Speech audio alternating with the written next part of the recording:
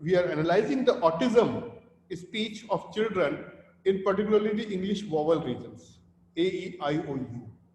In this graph itself, if you observe, so this male and female have got a different kind of notation for, uh, I mean, blue color shows for female and this red color shows for male. And we are showing here the normalized mean and normalized standard deviation.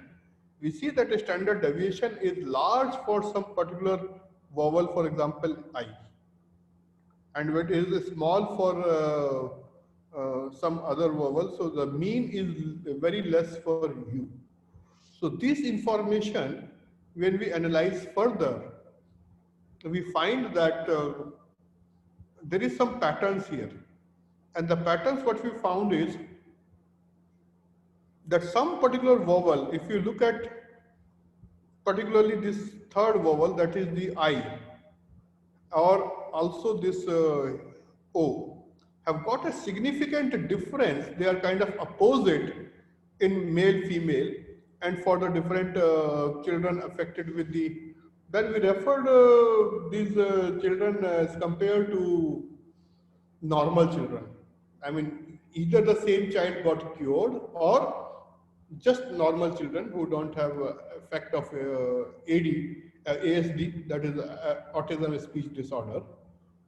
And we found that the children with autism, they do emphasize or do stress little extra on some particular vowels. That's very useful information.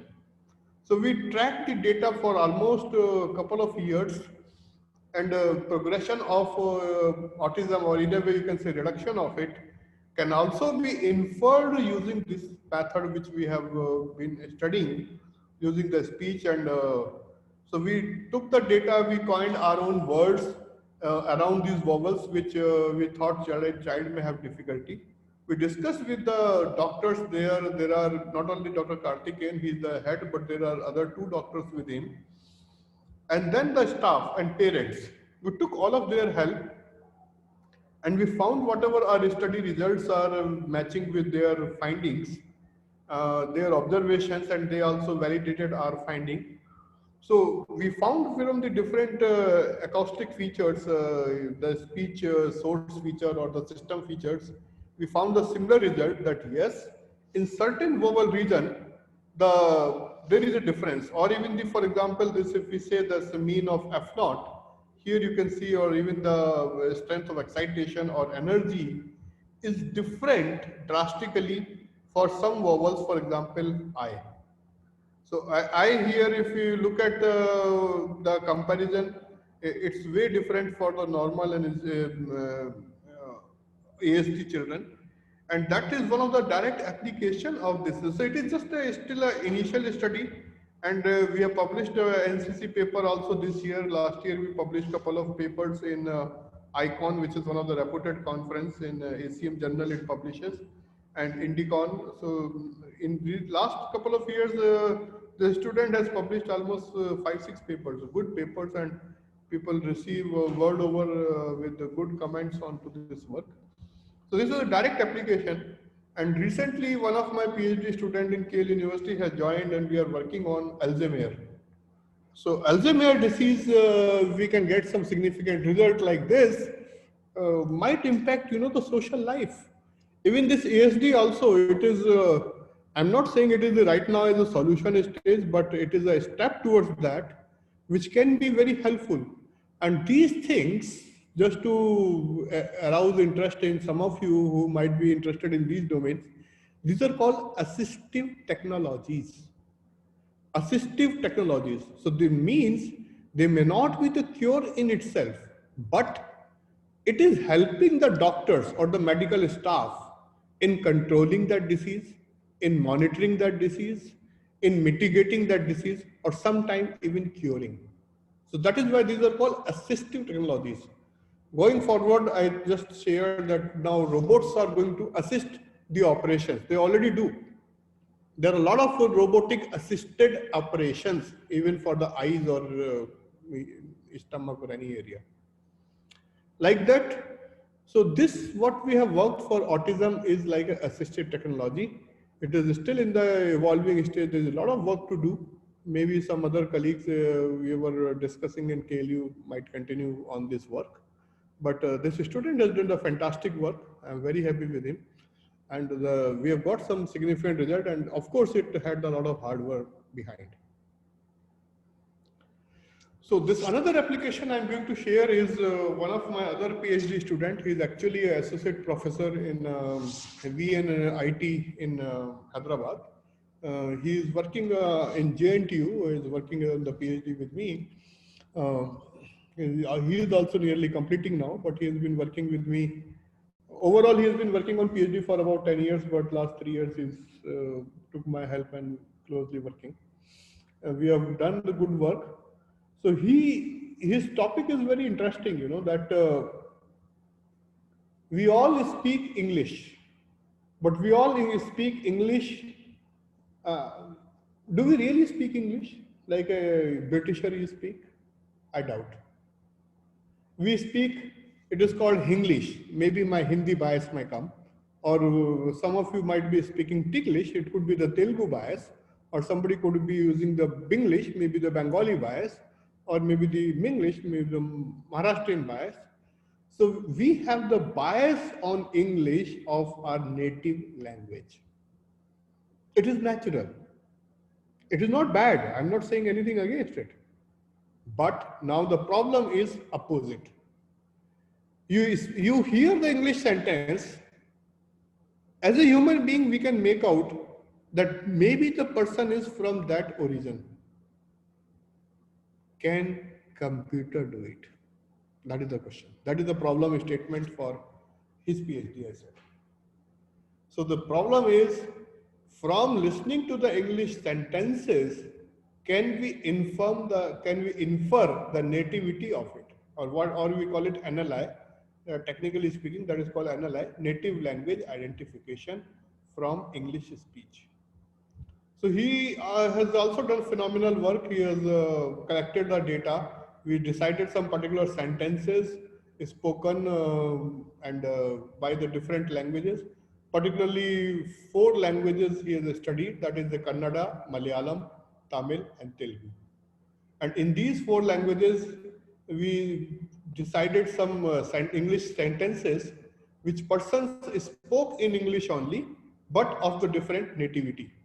So in all these different nativity kind of persons, we created a database. It's a big database. He made it, and all the results are in some papers which I am listing below. In ICON, last 2-3 years he has been consistently publishing, and even InterSpeech also last year 2 years he published, and this year also in NCC there are a couple of papers I am showing in next slide. So all this work is basically deciding the nativity, and we could find in this slide itself, if we see this using the KNN or linear discriminant analysis or SVM, we tried the different classifiers, and all these clusters of the different nativity can be formed using just the simple MFCC coefficients. You can see these different clusters colored different for the different languages. That itself is a good separation. So in most of this work, as I said in the beginning, we use this AI, ANN machine learning tools, just like tools, nothing great here, but nothing very difficult as well. So another good paper which is accepted in this SIRS conference, which is going to be held in VIT in this month only.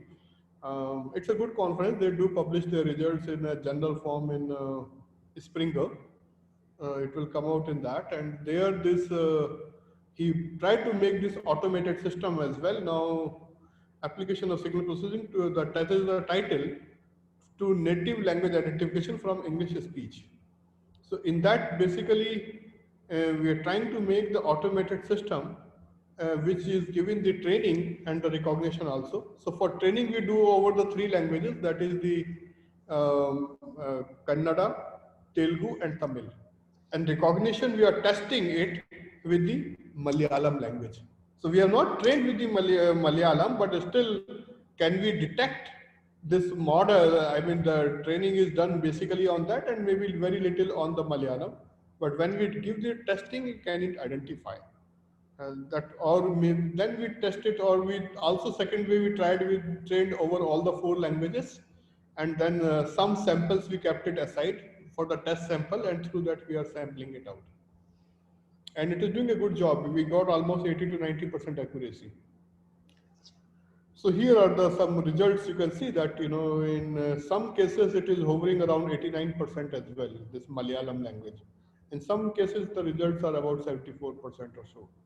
So in this confusion matrix is showing these results, and in this we have used the time delay neural networks also, or also this PLLR techniques and all, which we have compared with the results of some other researchers in the world. They use this UAR, that is the unweighted recall kind of thing. So this is the result we obtained using the SVM classification, and this is published in, this is also a paper accepted for this year in Indicon, which will be um, organized by NSIT, NSUT, that is Netaji Subhas. It used to be NSIT earlier, now it is the NSUT in Delhi. It used to be earlier under the Delhi Engineering College, which became the DTU, Delhi Technological University. So NSIT used to be earlier that, but now NSUT has become an independent affiliated university sort of in Delhi. So there they are organizing this conference, and it will be published in December, but paper has been accepted. There they are showing the results of this language authentication, and this is automatic regional accent classification. So these are, so in a way, with our research in the medical field, we have discussed these 3 applications, infant cry, then autism, and HMI, BMI. I have not added the results of Alzheimer because it's still in the primitive stage. When we have some more success, maybe in future I will add up those results. But I have shared the results of my research with my students in the latest, I mean, even in this year 2020, whatever we have been publishing. So just I want to touch upon some time with you, one of the latest things in the brain waves, HMI or BMI. And in any of these things, whatever I have talked so far or going to talk further, any of you interested and want to join hand, feel free. I can help you out or collaborate in either capacity, or you want to just simply publish a joint paper, I am okay with that. My intention is to spread the knowledge and also help out all all the people like you that who might be struggling to get some good information and good knowledge, who have the enthusiasm, who have the passion, are willing to work hard, but they need some guidance or the right things. And that is what is my objective here. So using brain waves, so let me first introduce what is brain wave. So brainwave is something which, actually speaking, I have been studying brainwave for last about 30 years, but not in a very formal way. Informally, I have been keeping track a lot. It has been one of my passion areas. And brainwave is something, just to give you, when we talk normally in day-to-day life, you must have heard some words like telepathy, or you must have heard the word like precognition, that somebody gets an indication that what is going to happen in future, or maybe 2 people can share their thoughts without even speaking a word. That is telepathy. They may be sitting even thousands of kilometers away. All some such things, are they only hypothetical? They are. Hello. So they are very much existing, and these things are real. They do occur, and there is in my belief, there is a proper science behind it. There is a theory behind it. All we need is a systematic study. And one of the word here important is brain waves. So brain waves is from our human mind, the scientists have studied, and whatever I'm going to share, this lot of information is documented. Some have been published in the scientific journals or some in other sources. But it is not mythological. I'm not going to talk mythological or other belief aspects. Whatever I'm going to talk is pure science and engineering. So brain waves are four kind of waves: alpha, beta, theta, and gamma. And these four waves have the different frequency regions ranging from 4 hertz to 20 hertz, very low frequency. 4 hertz to 20 hertz. You know that minimum 20 hertz is needed for audible from the ear. So it is below that. Technically speaking, it is ranging from 4 hertz to 15 hertz. So these waves are the waves which we experience in meditation or attention or other things and all. Even simple music. Certain music you may feel annoying, or certain music you may feel very soothing. So I had one good student, Esther. She was doing MS with me in Triple IT Hyderabad, sorry, in Triple IT Sri City. And initially, she worked on brain waves. We could publish some good results here. And that's very interesting for you, this experiment she did. So we had a real instrument which could capture the brain waves in the form of EGG, electroglottograph. And that can be captured through the, so on the forehead, you know, there is a band kind of thing, it is there, and a person does it. So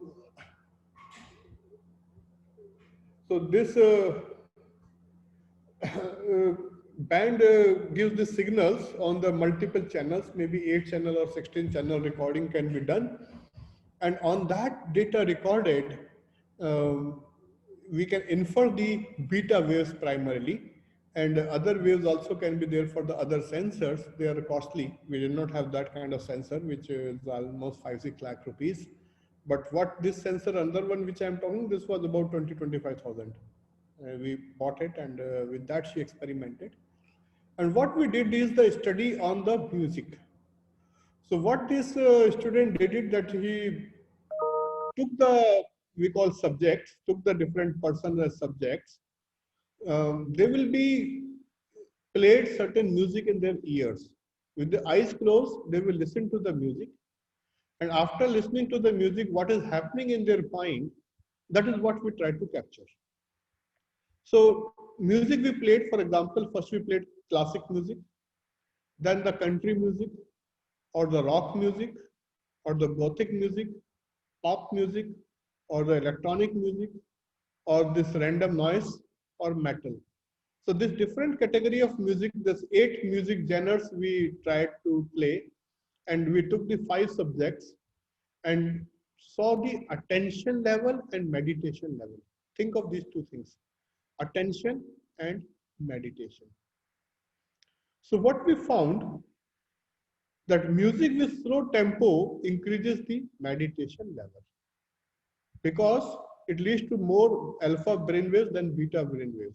So alpha brainwaves dominate if the person is listening to the music with slow tempo, and it is helping towards meditation level. So this finding is in a way correlating. If you really listen to the good soft music, you go in a trance, or you listen to any raga or bhajan kind of thing, which are not very fast, you know, they are slow tempo. And that's what leads us towards more on the meditative state of mind. And we found the signal saying that.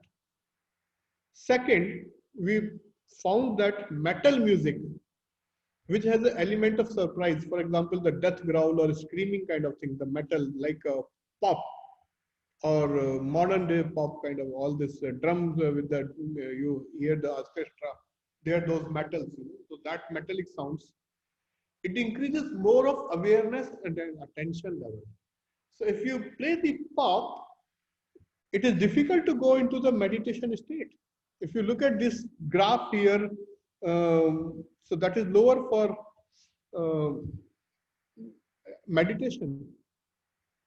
So it is difficult to go into the meditative state with the metal music, which is because there is a lot of disturbances in that.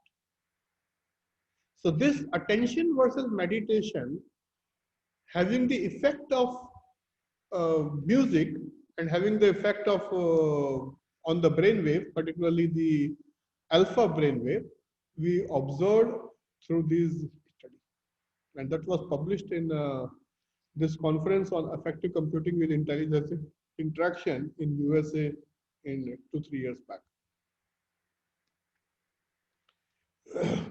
So another experiment she did was these 5 subjects. We did the music of preference and random music.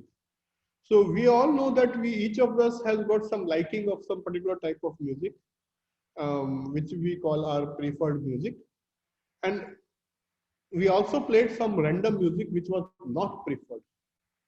So here also the findings were very good. You know that male subjects overall in general have the higher meditation levels. That is what our observation. I mean, based upon the data we or the experiments we did, it is not very generic. It is nothing against any uh, females, but it is just data which shown us. But at the same time, we found that most subjects preferred pop and Bollywood songs. I mean, if their preferred music we played, there was a better meditation kind of thing, better that is indicating more of the pleasure kind of thing than the contrary, the less of the disturbances. So this was just an application of brainwave, and this is just one prelim study. We have been very interested in brainwave. We're trying to do some scientific study. Might do more in future, but this with one student we got some results. In future, the it is still open. Any of you willing to collaborate? Most welcome. Now I just little bit share about HMI and BMI. So this is one of the upcoming area, and in KLU we have introduced this part of the BTech EC syllabus. In I have designed a couple of courses which we introduced. We have revamped the all 67 courses last year, and in that we have introduced a couple of courses on HMI BMI as part of robotics. So idea is that whether HMI BMI is still a fiction or it's going to be a reality in near future. What is HMI BMI? Human machine interface and the brain machine interface. So what are the examples? So examples I'm giving you, leading to you through some movies that will set the ball rolling for your mind. If some of you have seen these movies, very good. Even if you have not seen these movies, I will encourage you to see these movies. So this Chitti was in regional language as well as Hindi, English, and also this movie, this robot, and its sequel was 2.0 of Rajnikant, both movies. In this robot is named Chitti. It is like a human-like robot. It does a lot of interaction with human beings and among themselves. Another robot is there is a popular movie called I, Robot. It's an English movie, and in that there is a one robot whose name is Alex. That is one of the main characters. Then there was a movie called Chappie. In that Chappie, there is a Chappie named robot, which is the human-like. And the fourth movie I will recommend is Her. So this is also English movie, but in this very unique theme, I will just share here this. I will share the few lines about each so that those who have not seen the movie will get an idea why I'm talking this. So in the first movie, this robot or robot 2.0, the Chitti robot is made by one scientist, Indian scientist. And this robot is initially not having emotions. So this was made for all the security to human beings and that army purposes. But since it did not know the emotions, it made some mistakes, and the people who were against it could have their say. And then the scientists make some emotions in that, and that robot with emotions does the fantastic super job. And in 2.0, that now robot with emotions really fights out with the bad element like the villains. Um, that is the crux of the story. In iRobot, a company called iRobot worldwide makes the robots for home applications. of the different genre. But the father of all those robots, in a way, that scientist who is the brain behind making those robots, makes one robot named Alex a little different. This Alex had emotions. It could think like human beings and it could feel the pain. And this difference, why that scientist made revealed by the end of the movie, that what happens, they show in the movie that robots take over human beings. They fight human beings and they take over.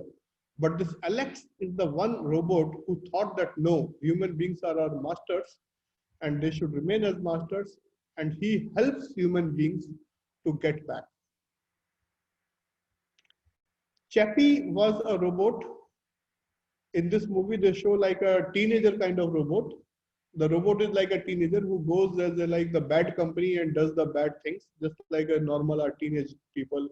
If they are influenced negative, they get in the bad company or on the bad track, and then they recover with the right counsel and the advice. And finally, this Chappie also does a good job. So it also had the emotions.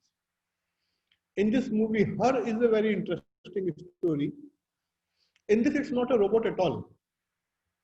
What is like Alexa? So the inventors make a program which is called Samantha.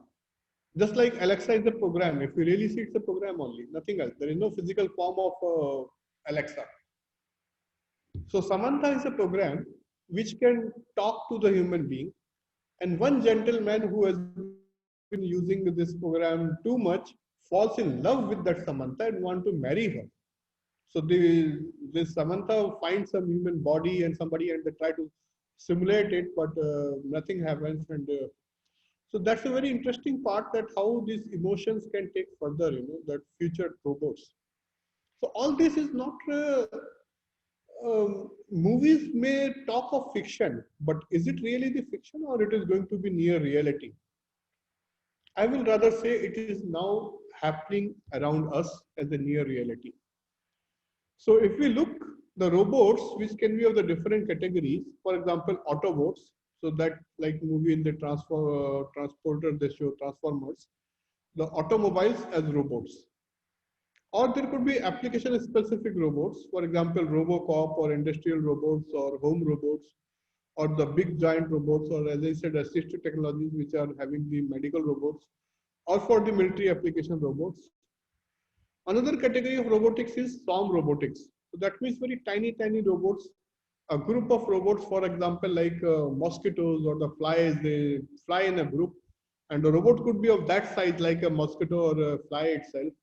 And they go in a group and get a lot of information, they do achieve a lot of tasks. Microbots, again, the very small microbots, maybe a just 1 inch side kind of thing. And thousands of such robots, if they go together, they can do a lot of wonders. But last very important category has been humanoids. And that's where the robotics is going to be, where we want to create like human beings. And not only human beings, they need to be more intelligent as well as having emotions.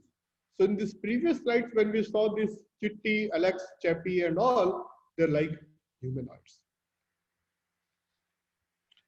So it is not only the fiction or near future reality, but we need to decide some of the things, people who are interested in it.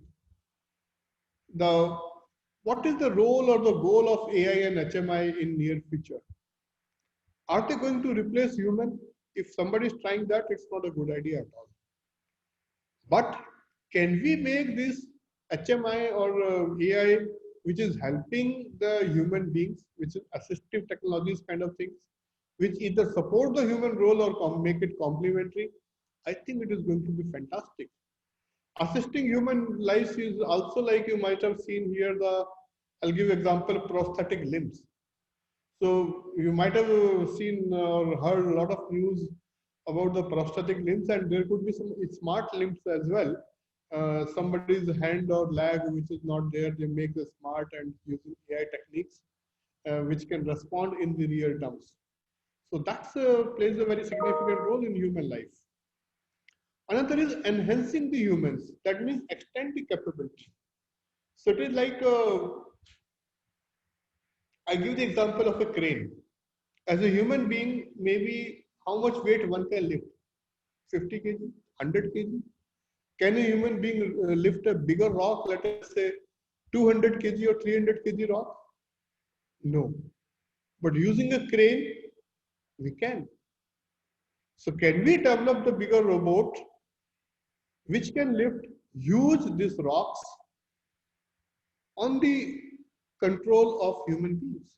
On the buttons can be controlled by the human being. That is enhancing the human capability. And one example, if some of you have seen this movie Avatar, in that they had shown that one army general who sits inside that robot makes the movement, and there could be a giant robot making this, mimicking the similar movements. So that is called enhancing capability robot, which is going to be excellent. If we say, if we use for constructive purposes, for example, building, make or constructing activities, building bridges or over the sea or mountains and all, this is going to be highly useful.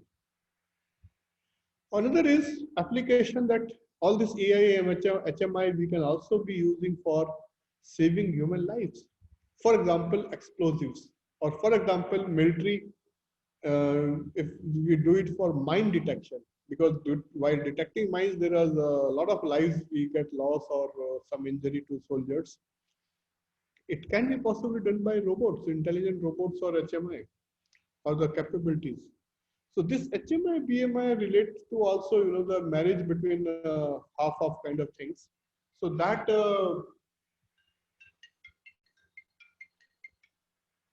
so that human capability we will increase using HMI or BMI. HMI and BMI, let us give you some example. All of you are familiar with Sophia, the first humanoid robot which has been given citizenship by a country. The first robotic lady given citizenship by a country, Sophia. It's a robot. It's not a human being, but given citizenship. So a couple of years back, Sophia made a visit to India and interacted with several IITs students or several cities she visited. And people can talk, interact, and all. It is more like a human-like appearance. It's not a fiction. It's a human, but it's not a human as well. So 21st century is predicted to be an age of advanced humanoid robotics. Replicating human structures, systems, and functions is still going to be challenging in this domain.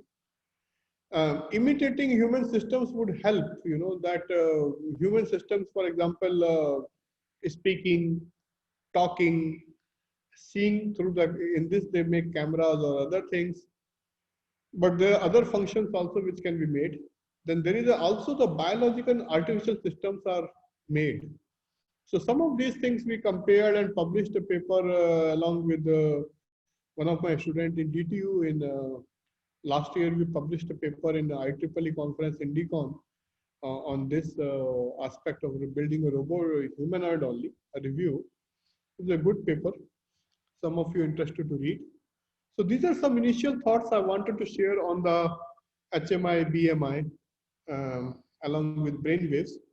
So in future, the domains related to HMI is going to be like skeletal systems or like the human body, that bone structure kind of thing, or sensory system, like we have the human senses, the 5 senses and others, or we can have the brain function, for example, the brain, or control system, where we have the motor control like our hand movement, limb movement and all, or the source of energy.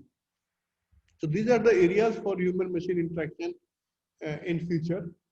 People interested may like to work in these domains. So prioritization, we have just given that what the world needs it more of the biosynthetic structural components or energy generating humanoids, or maybe advanced command center or integrated body systems, or better audio-visual input-output systems. So that is the domain which we, number 5, we can work a lot. Better audio-visual input-output systems. or the behavioral and balance training, because if we make a robot, how do we teach them to behave among the human beings? So BMI is like controlling the objects through brain waves, which is at present scientific evidence is missing, but we all know that our saints could do that. So there are a lot of discussion points on it. I don't want to go into it because these are more onto the personal belief level. But using the brain machine interface, I know that one student, one PhD student in IIIT Hyderabad was trying, not my student, with other professor. He had shown me this live demo that he thought of moving the mouse, computer mouse, and it moved. It moved. He was showing in the Excel sheet from one cell to another cell. So hands are very far, and we are just connected to the system, and just by the thought itself, it could move. And all of you, some of you should know that USA has made some wheelchair for the soldiers who lose their hands and legs, kind of thing. So this wheelchair can move simply by thoughts, by brain waves. That is not fiction anymore. It exists. It's reality. So some of these things I just wanted to touch upon so that you are aware of what is happening the latest, or if anyone got interested can work further with me on these things. So with these words, I'll say wind up my talk today. Now that remaining time we can utilize for any discussions if we need it. And so these are the references which I have used last about 20 years. Some of this I can share this list with some of you if you want to go through. All the in the top-notch conferences and journals, mostly mine related or my students or some others we have also picked up like Kawahara or Fujimura and all. And some of the latest references also I have added which are published in this year itself or the last 2-3 years. So with all these words, I'll say thanks. You have been very good listeners. I hope that it has been beneficial to all of you. Now we can have some question answers and some discussions. Please. Yes, sir. Any questions?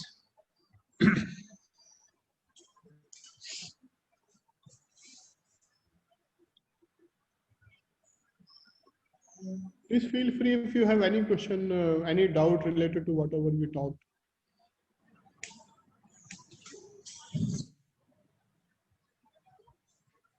Please speak louder.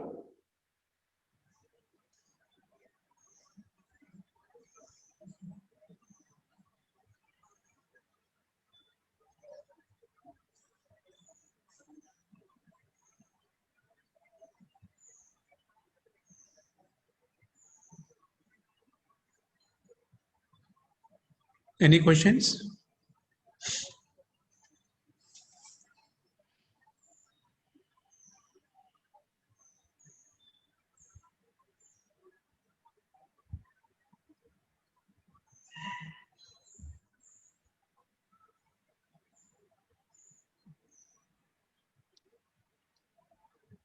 Or even if there are any question related to morning session, you can ask it now. Not an issue. Or even if you have any questions or doubts related to your research area in these fields, whatever we have discussed in the morning session and now, you can even discuss that also. I'm open to that.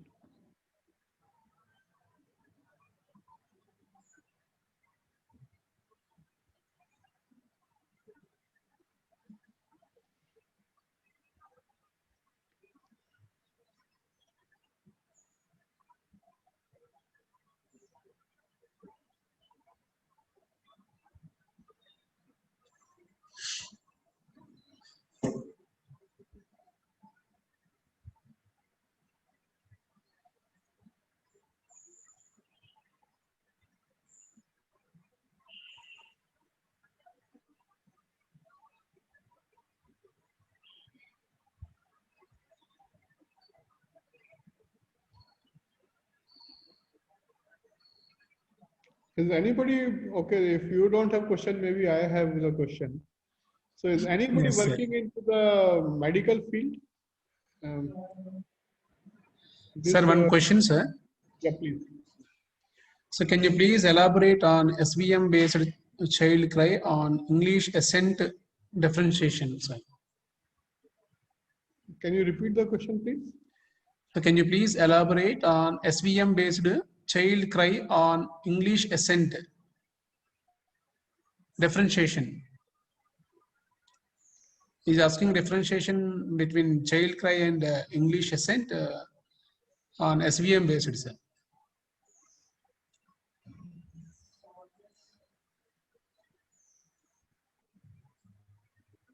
KNH garu, I have not really understood the question. Can you, who the person Yeah. asking the question, can you elaborate your question? 1 minute, sir.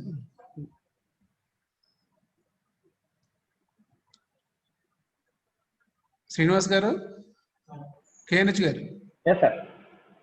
You can ask, sir. Good afternoon, sir. Yeah, good afternoon. In one of the slides, sir, Yes. wherein I saw this SVM based method being used Yes. for the means accent based, means somebody from Telugu or from Malayalam and Kerala, you have taken three cases. No, sir. Okay, Yeah. okay, I understand. Yeah. That You know, so you have mixed up two things. That's where I got confused. That is Yeah. not for Yeah, child yeah. cry. That is purely Yes, the sir. language. Yeah. yeah. Because the child does not cry in any language. You know, that's Correct, universal. correct.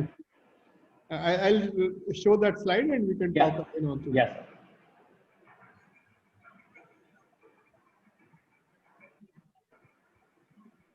Is this the one you're talking? This one, sorry, this one. Yeah, yes, sir. This one, sir. This one. Yes, sir. SVM based method has been used. Yeah. Please elaborate your question so that I can answer that.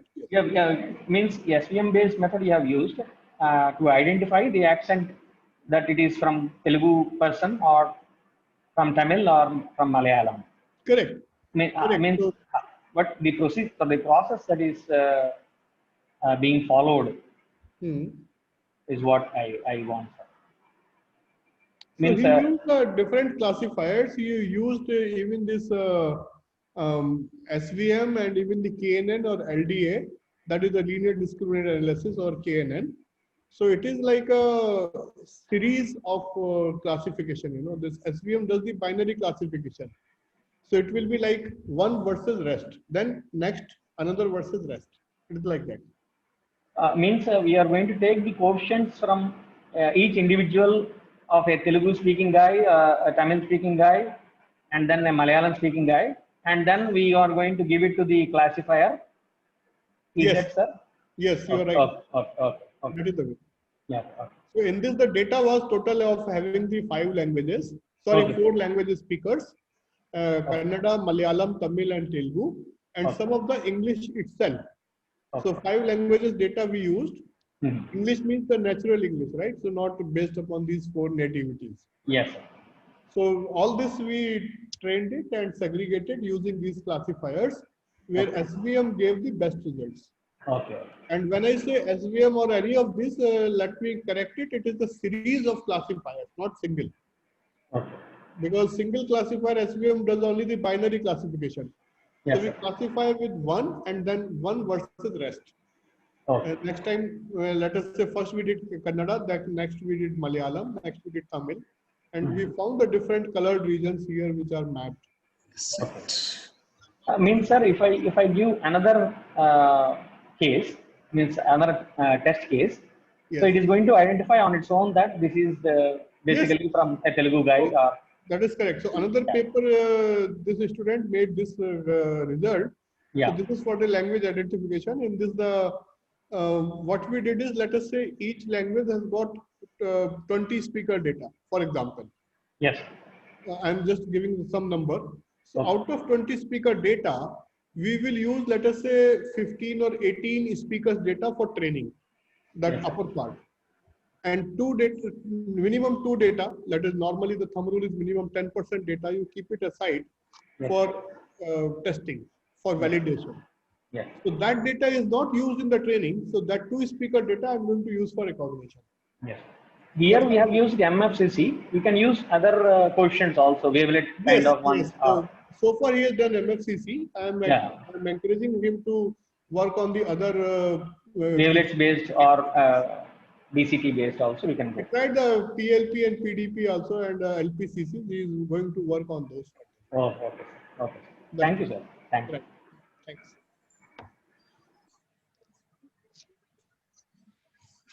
Any questions?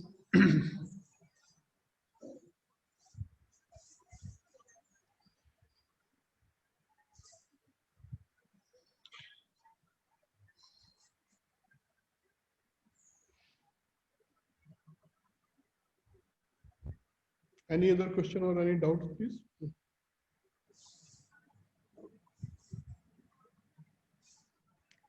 So I'll just show the first slide where it is my email IDs. Yes, So sir. any of you have got the further doubts, anytime you can write to me on my this Gmail ID or university ID, anyone. Feel free, or any collaboration you want, any help in the research, because I'm one of my goals Yes, is to sir. support the researchers in these domains.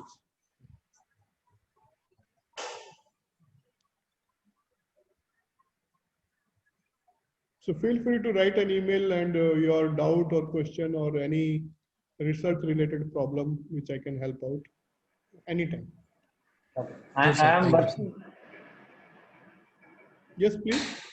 Yes, my name is Srinivas. I am working on speech processing only, sir. My Oh, research very good. area is, Very good. and Very good. one of your professor M. Venugopal Rao, Professor Okay. Scale University. He is my co-supervisor. Very good. Very good. That's good. Yes. Thank you, sir. Thank you very much.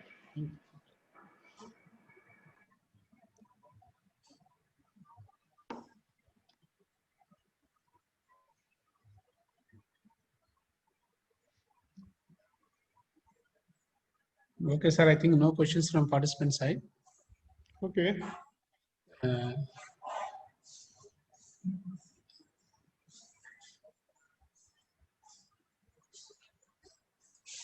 Okay. Thank you very much for your wonderful talk on this biomedical signal processing, sir.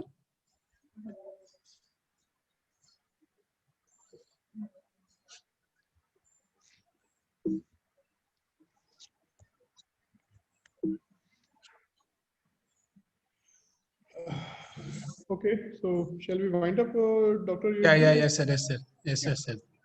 Thank you, sir. Thank you. Okay. Thank you all. Thank you, friends. I hope Yes, it sir. has Thank you, benefited sir. all. Thanks all. Right. See you. Yes, sir. Bye, sir.